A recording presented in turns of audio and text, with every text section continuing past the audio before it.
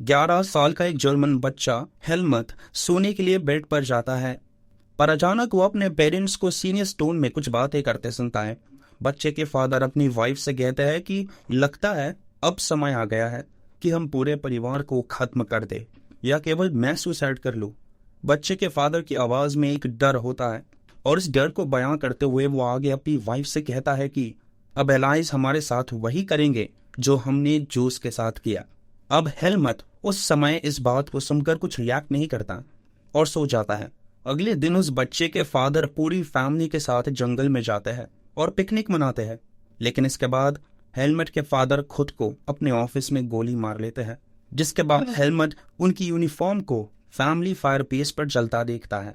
इस इंसिडेंट के बाद हेलमट को वही रात वाली बात याद आती है और वो इतना ज्यादा डर जाता है कि वो अगले 9 साल तक अपने घर पर खाना भी नहीं खाता, केवल इस डर से कि कहीं उसकी माँ उसे खाने में जहर ना दे दे।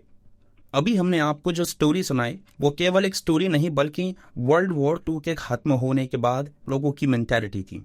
इस स्टोरी में हेलमट एक रैंडम जर्मन बॉय था जिसके फादर हिटलर के सपोर्टर थे, जो कि वर्ल्ड वॉर 2 हारने के बाद डरे हुए थे। ये डर उस समय केवल उनके अंदर नहीं था बल्कि हिटलर के हर सपोर्टर के अंदर था, जिन्होंने हिटलर के कारण युद्ध लड़ा। वो हारे और डर डर के जिए। ये हेलमट के फादर की तरह मारे गए। हिटलर ना केवल इनकी मौत का कारण बल्कि करोड़ों लोगों की मौत का कारण रहा है। इसने इतिहास के सबसे बड़े जीनोसाइड्स करवाए हैं। इसने ऐसे कैंप्स बनवाए जहां बच्चे, बड़े और बूढ़ों को गैस चेम्बर में डालकर मार दिया जाता था।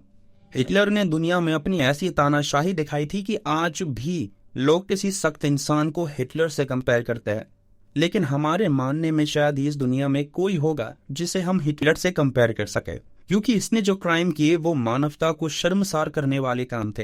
हिटलर के समय में जो सिचुएशंस थी वो हम केवल पढ़ सकते हैं, लेकिन महसूस ना कभी कर सकते हैं और ना कभी करना चाहेंगे। लेकिन कहते हैं हर कहानी के 2 पहलू होते हैं, वैसे ही हिटलर के भी 2 पहलू थे। लोग इसे 2 तरह से देखते हैं। अब कुछ के लिए ये एक क्रूर तानाशाह था, तो कुछ के लिए ये ग्रेट लीडर भी था। हिटलर एक ऐसा लीडर था जो केवल अपनी स्पीचेस के थ्रू ही लोगों के अंदर एक आग पैदा कर देता था। वो लोगों को इन्फ्लुएंस और मैनिपुलेट करने में काफी माहिर था। लेकिन ऐसा नहीं कि यह बचपन से ऐसा था, बल्कि हिटलर तो बचपन में एक आर्टिस्ट बनना चाहता था या प्रीस्ट बनना चाहता था। तो आखिर ऐसा क्या हुआ जिसने हिटलर को एक प्रीस्ट और आर्टिस्ट बनने की जगह एक क्रूर तानाशाह बना दिया। 20 अप्रैल 1889 को ब्रोनो एम इन नाम की जगह पर हिटलर का जन्म हुआ। ये जगह जर्मनी के बॉर्डर से लगी हुई है। हिटलर ने अलॉय हिटलर और क्लोरा पोसल के घर जन्म लिया, जिन्होंने इसका नाम अनोल्फ हिटलर रखा। ये अपने परिवार का चौथा बच्चा था। हिटलर को अपने परिवार में बड़ी ही प्यार से रखा जाता था। स्पेशली हिटलर की माँ इस पर अपनी जान देती थी, क्योंकि हिटलर से पहले उनके जो भी बच्चे हुए थे वो किसी न किसी वजह से ज्यादा दिन जी नहीं सके। इसका पढ़ाई में ज्यादा मन नहीं लगता था। उसे स्कूल की पढ़ाई और डिसिप्लिन लाइफ फिजूल की बातें लगती थी, जिसके कारण हिटलर और उसके फादर के बीच कभी नहीं बना। इवन हिटलर के फादर कभी कभी तो गुस्से में उसे मारते पीटते भी थे, जिससे परेशान होकर हिटलर ने 8 साल की उम्र में सिंगिंग लेसन्स लेने शुरू कर दिए, जिससे वो चर्च में गाना गाने लगा।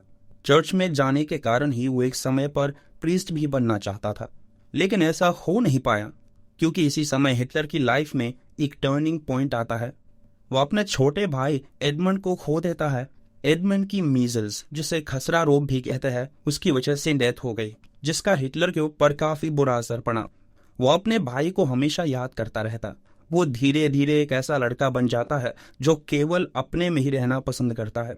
इवन इस इंसिडेंट के बाद वो अपने फादर और टीचर्स के साथ भी काफी बुरा बर्ताव करता है। उसने स्कूल्स में भी काफी गंदा परफॉर्म करना शुरू कर दिया था। हालांकि समय के साथ हिटलर का इंटरेस्ट भी चेंज हुआ और अब वो एक आर्टिस्ट बनना चाहता था, जिसके लिए उसने 2 बार आर्ट स्कूल में अप्लाई भी किया था, लेकिन दोनों बार उसे वहां से रिजेक्शन मिला। इसी समय हिटलर एक ऐसा इंसान बनता जा रहा था जिसका इंटरेस्ट जर्मन हिस्ट्री और जर्मन पीपल में था। वो बेशक ऑस्ट्रिया में पैदा हुआ था, लेकिन उसका मन जर्मनी की ओर ही भागता था। हिटलर बचपन से ही जर्मनी का नेशनल सॉन्ग गाता, वहां के बारे में पढ़ता, वहां के लोगों से इन्फ्लुएंस होता। हिटलर के भाई की मौत के 3 साल बाद उसके फादर की भी डेथ हो जाती है, जिसके बाद हिटलर को उसकी पुअर एकेडमिक परफॉर्मेंसेस की वजह से स्कूल से भी निकाल दिया जाता है। हिटलर के पास अब अपने कोई फ्यूचर प्लान्स नहीं थे। उसके घर का खर्च भी ऑर्फन्स बेनिफिट से चलता और ऊपर से हिटलर के माँ की तबीयत भी खराब रहने लगी थी। हिटलर इन सभी चीज़ों से काफ़ी परेशान था कि अचानक एक दिन उसकी माँ की भी डेथ हो जाती है। 21 दिसंबर 1907 को हिटलर अपनी माँ को भी खो देता है, जिसके बाद वो पूरी तरह से अकेला और अनाथ हो जाता है। उसके पास न रहने को घर था, न खाने को खाना। वो दर दर काम की तलाश में भटकता और रोता। उसके पास खाने या रहने को एक फूटी कौड़ी भी नहीं थी, जिसकी वजह से हिटलर ने लेबर का काम भी किया, पेंटिंग्स बनाई और उन्हें बेचा। कुल मिलाकर जीने खाने के लिए जो किया जा सकता था, हिटलर ने वो सब किया। इस तरह से हिटलर एक नॉर्मल लाइफ स्पेंड करने लगा। इसी समय हिटलर का सामना मेयर कार्ल ल्यूगर से हुआ, जो अपनी रेसिस्ट सोच और जर्मन के प्रति लगाव के लिए जाने जाते थे। यही नहीं, हिटलर इस समय मारिया हिल्फ डिस्ट्रिक्ट में रहा करता था, जहां जर्मन नेशनलिज्म हर दूसरे इंसान में देखने को मिलता था, जिसके कारण हिटलर को जर्मनी और पॉलिटिक्स दोनों में काफी इंटरेस्ट आने लगा। वो मेयर कार्ल ल्यूगर से भी काफी प्रभावित था, जिसके कारण वो ज्यादा से ज्यादा न्यूज़पेपर्स पढ़ता और हर पॉलिटिकल न्यूज से अपडेट रहने लगा। उसके मन में जूस के लिए इस समय तक कोई नफरत नहीं थी। हिटलर वर्ल्ड वॉर 1 से पहले तक जूस के साथ अपने पेंटिंग बिजनेसेस में डीलिंग्स भी करता था, लेकिन उसके माइंड पर फर्स्ट वर्ल्ड वॉर ने काफी बुरा असर डाला। हिटलर ने फर्स्ट वर्ल्ड वॉर के बारे में जैसे ही सुना, वो जर्मनी शिफ्ट हो गया और उसने आर्मी में जाने का फैसला लिया। हिटलर ने फर्स्ट वर्ल्ड वॉर में एज अ सोल्जर पार्टिसिपेट किया, जहां पहले वो केवल इंफॉर्मेशंस पहुंचाने का काम करता था, लेकिन देखते ही देखते वो जर्मन फोर्सेस में वो एक पॉपुलर फेस बन गया। उसने कई जंग भी लड़े, जिसमें first battle of Ypres, the battle of the Somme, the battle of Arras and the battle of Passchendaele आती है। इन सभी लड़ाइयों में से बैटल ऑफ द सोमे में हिटलर घायल हो गया था, लेकिन फिर भी उसने हार नहीं मानी, जिसके कारण उसकी ब्रेवरी को सल्यूट किया गया और उसे आयरन क्रॉस से सम्मानित किया गया। हालांकि वॉर के बाद हिटलर लंबे समय तक हॉस्पिटल में एडमिट रहा। हिटलर को काफी मेजर इंजरीज आई थी। वॉर के एंड तक हिटलर के अंदर जर्मन नेशनलिज्म साफ तौर पर देखी जा सकती थी। जर्मनी का वॉर को हारने का दुख हिटलर को ले बैठा। हिटलर ने मन ही मन सिविलियन लीडर्स, जूस, मार्क्सिस्ट के लिए नफरत पाल ली थी। हिटलर का मानना था कि इन लोगों ने वॉर के दौरान उनके पीठ में छुरा घोंपा है। इन लोगों ने वॉर को खत्म किया और ऐसी ट्रीटीज पर साइन किया जिन्होंने जर्मनी को हमेशा हमेशा के लिए बर्बाद कर दिया। हिटलर ने यही से अपने मन में एक आइडियोलॉजी को जन्म दिया, जो बाद में नाजिज्म के नाम से जानी गई।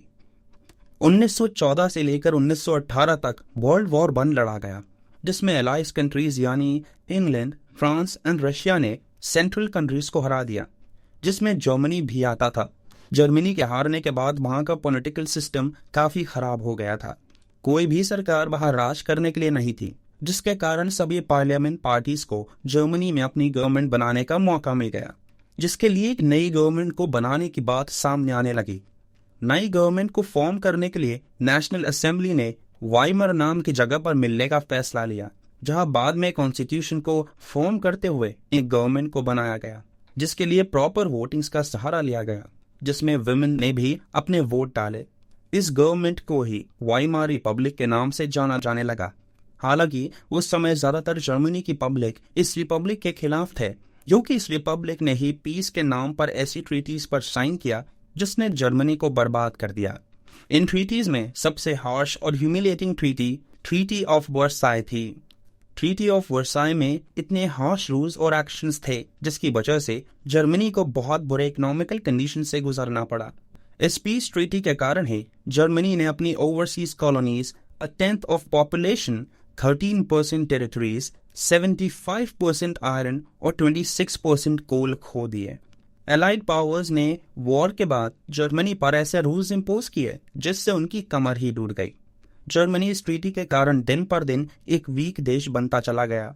जर्मनी के जो भी रिसोर्सेज थे, वो सभी रिसोर्सेज एनाइज कंट्रीज ने छीन लिए, जिसके कारण जर्मनी के पास आगे बढ़ने के लिए ना पैसे थे, ना कोई रिसोर्सेज। एलाइड पावर्स ने वॉर का कारण जर्मनी को बताते हुए उसके ऊपर वॉर डैमेजेस का सारा खर्चा भी थोप दिया। जर्मनी को वॉर किल्ट माना गया और इसे करीब 6.6 बिलियन पाउंड्स देने के लिए मजबूर किया। अब आप अंदाजा लगा लीजिए कि उस समय में 6.6 बिलियन पाउंड्स कितना ज्यादा अमाउंट होगा। इसके अलावा जर्मनी को अपनी आर्मी पर भी कंट्रोल लगाना पड़ा। कई लोग जर्मनी के खराब हालत का जिम्मेदार वाइमर रिपब्लिक और इनके द्वारा साइन की गई ट्रीटी ऑफ वर्साले को भी मानते हैं, इंक्लूडिंग हिटलर। अब वाइमर रिपब्लिक का दिन पर दिन विरोध होने लगा। कंजर्वेटिव नेशनलिस्ट मिलकर सोशलिस्ट, कैथोलिक्स और डेमोक्रेट्स पर अटैक करने लगे, क्योंकि ये लोग वाइमर रिपब्लिक को सपोर्ट करते थे। इस समय नेशनलिस्ट ग्रुप ने वाइमर रिपब्लिक के लीडर्स और सपोर्टर्स को नवंबर क्रिमिनल्स का नाम दिया। नेशनलिस्ट के अकॉर्डिंग ये सभी लोग जर्मनी के क्रिमिनल्स थे, जिन्होंने नेगोशिएट करके वॉर को एंड किया और हॉर्स ट्रीटीज पर साइन किया। नेशनलिस्ट के इस माइंडसेट ने जर्मनी के पॉलिटिकल डेवलपमेंट्स में कई चेंजेस देखे। हिटलर के माइंडसेट पर वर्ल्ड वॉर 1 के एंड रिजल्ट ने भी काफी भारी असर डाला। वॉर खत्म होने के बाद जर्मनी की आर्थिक स्थिति तो खराब थी ही, लेकिन इसका असर लोगों की सोच पर भी पड़ा। पॉलिटिशियंस और न्यूज़पेपर पब्लिशर्स ने मर्दों की एक अलग छवि प्लॉट करने की कोशिश की। उनके अकॉर्डिंग आदमी को अग्रेसिव, स्ट्रॉन्ग और मैस्कुलिन होना जरूरी था, वहीं वुमेन को केवल घर के कामकाज पर ध्यान देना जरूरी था। इसके अलावा ट्रेंच लाइफ को भी ग्लोरीफाइड किया गया। दरअसल वॉर के दौरान सोल्जर्स बड़े बड़े गड्ढे बनाकर उनमें रहते थे, जहाँ की असलियत मीडिया में दिखाई जाने वाली लाइफ से एकदम अलग थी। असल में सोल्जर्स को इन सभी गड्ढों में काफी परेशानियों का सामना करना पड़ता था। इन ट्रेंचेस में उन्हें harmful gases, rats, enemy shelling और गंदगी में रहना होता था। इसके अलावा उस समय वॉर प्रोपेगेंडा और नेशनल ऑनर का दौर भी देखा गया, जिसने पब्लिक को डिक्टेटरशिप की ओर ढकेल दिया। माइंडसेट के अलावा पॉलिटिकल चेंजेस भी देखे गए। वैसे वाइमर रिपब्लिक के खिलाफ ग्रुप्स फॉर्म्स होने लगे, जिसमें स्पार्टसिस्ट लीग एक ऐसा रेवोल्यूशनरी ग्रुप था जो रशिया के बोल्शेविक रेवोल्यूशन से काफी इन्फ्लुएंस था। लोग सोवियत स्टाइल गवर्नेंस अपने देश में भी चाहते थे, जिसके लिए दिन पर दिन प्रोटेस्ट होने शुरू हो गए। अब वाइमर रिपब्लिक ने इन सभी प्रोटेस्ट को शांत कराने के लिए एक मीटिंग की, जिसके बाद उन्होंने फ्री कॉर्प्स का सहारा लिया। फ्री कॉर्प्स वॉर वेटरन्स और जॉबलेस लोगों का वो ग्रुप था जो गवर्नमेंट के लिए काम करता था, लेकिन इनसे भी प्रोटेस्ट पर ज्यादा फर्क नहीं पड़ा। इवन कुछ समय बाद स्पार्टसिस्ट ग्रुप ने कम्युनिस्ट पार्टी ऑफ जर्मनी बनाई, जिसने लगातार वाइमर रिपब्लिक का विरोध किया। जर्मनी की हालत काफी खस्ता होती नजर आ रही थी। लोगों के पास खाने तक के पैसे नहीं थे, पर उन्हें अपनी वॉर की भरपाई भी करनी थी। जर्मनी के गोल्ड रिजर्व्स भी वॉर ने खाली कर दिए थे, जिस कारण इन्होंने एलाइज कंट्रीज को पैसा देने से मना कर दिया। जिसके बाद फ्रांस ने जर्मनी का लीडिंग इंडस्ट्रियल एरिया रोड पर कब्जा कर लिया। रोड में दुनिया का सबसे ज्यादा कोल पाया जाता है। इसके बाद जर्मनी ने अपनी बुरी सिचुएशन को ठीक करने के लिए पैसा छापना शुरू कर दिया। पैसे छापने की वजह से देश में नोट्स तो भर गए, लेकिन इनकी वैल्यू गिर गई।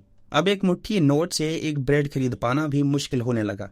महंगाई इतनी बढ़ गई कि वहां एक नए शब्द का जन्म हुआ, जिसका नाम था हाइपर इन्फ्लेशन, जिसका मतलब होता है कि महंगाई का हद पार कर जाना। इस वक्त अमेरिका ने जर्मनी की तरफ मदद का हाथ बढ़ाया, लेकिन फिर अमेरिका में आए भयानक ग्रेट डिप्रेशन की वजह से अब अमेरिका भी पीछे हट गया। द ग्रेट डिप्रेशन के बाद अमेरिका ने जर्मनी को सपोर्ट देना भी बंद कर दिया, जिससे जर्मनी को एक साथ 2 झटके लगे। एक यूएसए के फाइनेंशियल एड न आने से, दूसरा दुनिया भर में इकोनॉमिक क्राइसिस के आने से जर्मनी की हालत और बिगड़ती चली गई। 1932 तक इंडस्ट्रियल प्रोडक्शन 40% तक कम हो गया, जिससे करीब 6 मिलियन लोग उस समय जर्मनी में अनएम्प्लॉयड घूम रहे थे। लोगों ने सड़क पर नारे लगाने शुरू कर दिए। जर्मनी की हालत इतनी खराब हो गई थी कि लोगों का सरकार से विश्वास भी डगमगाने लगा था। लोग सरकार के खिलाफ नारे लगाने लगे। सरकार की खस्ता हालत देख हिटलर ने इस मौके का फायदा उठाया। हिटलर इस समय सत्ता में आया। यहाँ से हिटलर और नाजिज्म ने जर्मनी में अपनी अलग पहचान बनाई, और यहीं से शुरू हुई हिटलर का नो वन से जर्मनी का अडोल्फ हिटलर द डिक्टेटर बनने का सफर। आर्मी छोड़ने के बाद हिटलर ने 1919 में जर्मनी वर्कर्स पार्टी ज्वाइन की। ये ग्रुप उस समय इतना बड़ा नहीं था, जिस कारण हिटलर उस ग्रुप में बहुत जल्द शामिल हुआ और अपनी पॉपुलैरिटी बढ़ा ली। हिटलर ने इन सारे ग्रुप मेंबर्स को इकट्ठा किया और उनका सपोर्ट प्राप्त कर लिया, और इस ग्रुप का नाम बदलकर national socialist German workers party कर दिया, जो आगे चलकर नाजी पार्टी बनी। नाजी पार्टी नाजिज्म से बनी थी। नाजिज्म एक आइडियोलॉजी थी जो हिटलर के टाइम पीरियड में जर्मनी में इंट्रोड्यूस की गई। इसके अकॉर्डिंग लोगों को उनके रेस और अपीयरेंस से जज किया जाता था। लोगों को अपर क्लास और लोअर क्लास के हिसाब से ट्रीट किया जाता था। हिटलर जर्मनी पर राज करने के सपने के साथ निकल पड़ा। इसने अपनी पार्टी को धीरे धीरे बड़ा किया, जिसके बाद इसने 1923 में बावेरिया नाम की जगह को सीज करने का प्लान बनाया, लेकिन उसमें ये बुरी तरह से फेल हो गया, जिसके बाद इसे अरेस्ट कर लिया गया, जहां जेल में ही बैठे बैठे ही हिटलर ने एक बुक लिख दी, जिसमें इसने अपने फ्यूचर प्लान्स और अपनी आइडियोलॉजी को साफ तौर पर बयां किया। इस बुक का नाम माइन काम्फ था, जिसका मतलब माय स्ट्रगल होता है। हालांकि ये बुक लोगों में फेमस नहीं हो सकी।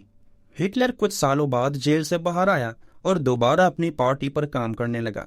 हिटलर ने 1930 तक अपनी पार्टी को बड़ा करने के लिए गजब की मेहनत की और 1930 में हिटलर ने ग्रेट डिप्रेशन का फायदा उठाया और लोगों का सपोर्ट हासिल किया। इकोनॉमी स्लो डाउन के चलते जहां लोग पूरी तरह से अपना होप खो चुके थे, वहां हिटलर ने लोगों से एक बेटर फ्यूचर का वादा किया और अपना नाजी प्रोपेगेंडा चलाया। हिटलर ने अपनी इन्फ्लुएंशियल स्पीचेस के थ्रू लोगों को ये विश्वास दिलाया कि अगर वो उसे वोट देंगे तो वो हर साल में उन्हें एक खराब सिचुएशन से बाहर निकालेगा। इस दौरान हिटलर बड़ी बड़ी रैलीज करता, अपनी स्पीचेस देता। लोग इसकी बातों से इन्फ्लुएंस हो जाते, जिस कारण इसने बहुत कम समय में पूरे जर्मनी में अपना जादू चलाया, जिसका असर वोटिंग्स में देखने को मिला। 1928 में हिटलर ने पहली बार चुनाव लड़ा था, जहां उसे केवल 2.6% वोट मिले थे। लेकिन इस बार यानी 1932 में हिटलर को किसी भी दूसरी पार्टी से ज्यादा वोट्स मिले। कई रिपोर्ट्स ये दावा करती है कि हिटलर को 1932 के इलेक्शंस में लगभग 38 मिलियन वोट्स मिले थे। इसके बाद हिटलर ने अपना असली रंग दिखाना शुरू कर दिया। दरअसल हिटलर इस बात को साफ तौर पर जानता था कि जर्मन कॉन्स्टिट्यूशन में इमरजेंसी और सस्पेंशन ऑफ सिविल राइट्स के प्रोविजंस है। बस इन्हें लागू करने के लिए इसे एक सही समय का वेट था, जिसके लिए ये शांत बैठा था। हिटलर की इतनी पॉपुलैरिटी देखकर 30 जनवरी 1933 को प्रेसिडेंट हाइडेनबर्ग ने हिटलर को जर्मनी का चांसलर बना दिया। 28 फरवरी 1933 को जर्मन पार्लियामेंट में एक मिस्टीरियस आग लग गई। हिटलर ने सिचुएशन का फायदा उठाया और पूरे जर्मनी में इमरजेंसी लगा दी, जिसमें सिविलियंस से उनके सभी राइट्स को छीन लिया गया। इमरजेंसी के बाद हिटलर इनेबलिंग एक्ट लेकर आया, जिसके पास होने के बाद जर्मनी एक डिक्टेटर कंट्री बन गया। इस एक्ट ने हिटलर को जर्मनी की सारी पावर सौंप दी, जिसके बाद देश में जितनी भी पॉलिटिकल पार्टीज और यूनियंस थे उन्हें बैन कर दिया गया। हिटलर ने कंट्री की इकोनॉमी, मीडिया, आर्मी और जुडिशरी को पूरी तरह अपने कंट्रोल में कर लिया, जिसके बाद जर्मनी में हिटलर का नियम ही शासन बन गया। हिटलर ने स्पेशल सर्विलेंस और सिक्योरिटी फोर्सेस का भी इंतजाम किया, जो उसके खिलाफ साजिश करने वाले लोगों को पकड़ने का काम करते थे। अब हिटलर के पास जर्मनी की सत्ता तो थी, लेकिन उसे ऑपरेट करने के लिए पैसा नहीं था, जिसके लिए हिटलर ने जर्मनी को एक नई शेप देना शुरू कर दिया। हिटलर ने सबसे पहले हॉलमार्शात नाम के इकोनॉमिस्ट को हायर किया, जिससे जर्मनी की हालत सुधर सके। हुआ भी ऐसा ही। हॉलमार्क के प्लान्स ने जर्मनी की हालत को सुधारा, जिसके लिए सबसे पहले वो full production and full employment के एम के साथ आगे बढ़ने लगा। इसके अलावा हिटलर के राज में फॉरेन पॉलिसीज में भी सुधार देखने को मिला। हिटलर ने सबसे पहले 1933 में खुद को लीग ऑफ नेशंस से बाहर किया, फिर 1938 में राइनलैंड नाम की जगह को वापस अपने कब्जे में किया, साथ ही ऑस्ट्रिया और जर्मनी को दोबारा एक किया। इसके बाद हिटलर ने वेस्टर्न जर्मनी की ओर अपना रुख मोड़ा और चेकोस्लोवाकिया पर कब्जा कर लिया। हिटलर के इन सभी एक्ट्स में इंग्लैंड ने बिना बोले उसका सपोर्ट किया। वो इसलिए क्योंकि इंग्लैंड को लगता था कि वर्साइली ट्रीटी ने जर्मनी के साथ काफी बुरा किया था। कुल मिलाकर कुछ सालों में हिटलर ने जर्मनी की किस्मत चमका दी थी, लेकिन वो यहाँ रुका नहीं। उसमें और ज्यादा हासिल करने की चाह थी। हालांकि शार्ट ने हिटलर को समझाया भी था कि स्टेट में अभी फाइनेंशियल कंडीशन पूरी तरह से ठीक नहीं है, तो वो जो करे सोच समझ के करे। लेकिन हिटलर कहा किसकी सुनने वाला था। हिटलर इस इंसिडेंट के बाद सबसे पहले तो शार्ट को बाहर करता है और फिर इसने अपने इकोनॉमिक कंडीशन को ठीक करने के लिए वॉर का डिसीजन लिया, क्योंकि उसके अकॉर्डिंग अगर जर्मनी ज्यादा से ज्यादा टेरिटरी को एक्वायर करेगा तो ज्यादा से ज्यादा रिसोर्सेज उनके अंडर आएंगे, जिससे उनकी फाइनेंशियल कंडीशन सुधर सकेगी। सितंबर 1939 में हिटलर पोलैंड पर हमला बोल देता है, जिसके बाद फ्रांस और इंग्लैंड भी वॉर में शामिल हो जाते हैं। वो इसलिए क्योंकि जिस तरह वर्ल्ड वॉर वन में ब्रिटेन बेल्जियम का साथ देने का वादा करता है, उसी तरह ब्रिटेन ने पोलैंड के साथ भी एक ट्रीटी साइन की होती है, जिसके अकॉर्डिंग ब्रिटेन को पोलैंड का साथ देना होता है। वहीं दूसरी ओर जर्मनी ने इटली और जापान के साथ एक ट्राइपार्टाइट पैक्ट साइन किया होता है, जिससे वो अपनी इंटरनेशनल लेवल पर पावर बढ़ा सके। देखा जाए तो 1940 तक वर्ल्ड वॉर 2 में जर्मनी के हालात अच्छे थे, लेकिन अपनी पावर के नशे में हिटलर यहाँ एक गलती कर देता है, जिसके कारण जर्मनी वॉर हार जाता है। दरअसल जैसे ही हिटलर को दिखता है कि वो वॉर जीत रहा है, वो लगे हाथ अपने सालों से देख रहे सपने को भी सच करना चाहता है, जिसके अकॉर्डिंग हिटलर ईस्टर्न यूरोप पर कब्जा करना चाहता है। इस सपने को पूरा करने के लिए हिटलर 1941 में सोवियत यूनियन पर वॉर डिक्लेयर कर देता है, जिसके बाद हिटलर वेस्ट में ब्रिटेन और ईस्ट में सोवियत यूनियन को एक साथ संभालने में नाकामयाब हो जाता है और जर्मन आर्मी को ही बर्लिन तक खदेड़ देती है, जिससे सोवियत यूनियन का भी दुनिया में एक नया दौर देखने को मिलता है। अमेरिका अब तक वॉर से बाहर रहता है, लेकिन जापान पैसिफिक ओशन में अमेरिका की पर्ल हार्बर पर अटैक के कारण अमेरिका भी वॉर का हिस्सा बन जाता है। ये वॉर लंबी चलती है। हिटलर को दिख रहा होता है कि अब उसका वॉर पर से कंट्रोल छूट रहा है, लेकिन वो वॉर एंड होने तक बर्लिन में ही रहने का फैसला लेता है और इसी जगह हिटलर रहस्यमय तरीके से खुद को और अपनी वाइफ को गोली मार देता है। खुद को शूट करने से पहले हिटलर अपने एसएस फिजिशियन वार्नर हास से पूछता है कि सुसाइड करने का सबसे अच्छा तरीका क्या है, तो वो हिटलर को पिस्टल और पॉइजन के बारे में बताता है, जिसके बाद हिटलर खुद को गन से शूट करता है और दुनिया के सबसे खतरनाक तानाशाह का अंत हो जाता है। अपने पूरे टाइम पीरियड में नाज़ीज़ मास मर्डरिंग के दोषी पाए जाते हैं। नाजिज्म के अकॉर्डिंग कोई भी इंसान इक्वल नहीं है। सोसाइटी में अपर क्लास और लोअर क्लास मेंटालिटी एग्जिस्ट करती है। लोगों को रेशियल तरह से ट्रीट करना चाहिए। केवल वो लोग सोसाइटी के टॉप लोगों में आते हैं जो ब्लॉन्ड, ब्लू आइड और नॉर्डिक जर्मन आर्यंस की कैटेगरी में आते हैं। बाकी जूस को नाजिज्म के अकॉर्डिंग सोसाइटी का सबसे लोअर क्लास माना गया था। इन्हें नाजी लोगों का दुश्मन कंसिडर किया जाता था। कुल मिलाकर लोगों को उनके फिजिकल अपीयरेंस के अकॉर्डिंग ट्रीट किया जाता था। नाजीज केवल pure and healthy Nordic Aryans को सोसाइटी में प्रेफरेंस देते थे। हिटलर के राज में स्पेशली जूस पर ज्यादा अत्याचार किया गया। नाजी जूस को अपना दुश्मन मानते थे। ये दुश्मनी सालों पुरानी थी। नाजीज का मानना था कि जूस क्राइस्ट के किलर्स थे। जूस के साथ मिडीवल टाइम से ही काफी भेदभाव किया जाता था। किन जूस से नफरत का सबसे बड़ा प्रेजेंट कारण था जर्मनी का वर्ल्ड वॉर 1 में हार जाना। हिटलर का मानना था कि इन्हीं लोगों ने फाइनेंशियली अलाइज की मदद की है, जिसकी वजह से उन्हें हार का मुंह देखना पड़ा। हिटलर ने जूस को हमेशा ही इंटरनल ट्रेटर की तरह ही देखा। इन्हें रहने के लिए भी एक सेपरेट एरिया प्रोवाइड किया गया था, जिसे उस समय लोग घेटोस के नाम से जानते थे। हिटलर इन्हें रेस के अकॉर्डिंग डिफाइन करता था, जिस वजह से उसका मानना था इनका कन्वर्शन करने से भी कोई फायदा नहीं होगा, बल्कि फाइनल एलिमिनेशन ही इनका सॉल्यूशन है। और इस फाइनल एलिमिनेशन का मतलब था मौत। हिटलर का मानना था कि देश के यूथ का पॉलिटिक्स में एक्टिव होना जरूरी है। उसका मानना था कि एक स्ट्रॉन्ग नाजी सोसाइटी केवल देश के यंगस्टर्स को नाजिज्म पढ़ाकर ही बनाई जा सकती है। हिटलर ने स्कूल्स में भी बच्चों को जूस से नफरत करना सिखाया। उसने सबसे पहले सभी जूस टीचर्स को स्कूल से निकाल दिया। उसके बाद सभी नाजी बच्चों को जूस के साथ बैठना अलाउड नहीं था। बच्चों को भेदभाव सिखाया जाने लगा। हिटलर ने फिजिकली हैंडीकैप बच्चों को स्कूल से बाहर कर दिया और बाद में उन्हें गैस चेम्बर में डाल दिया गया। केवल गुड जर्मन्स को ही स्कूलिंग का अधिकार था।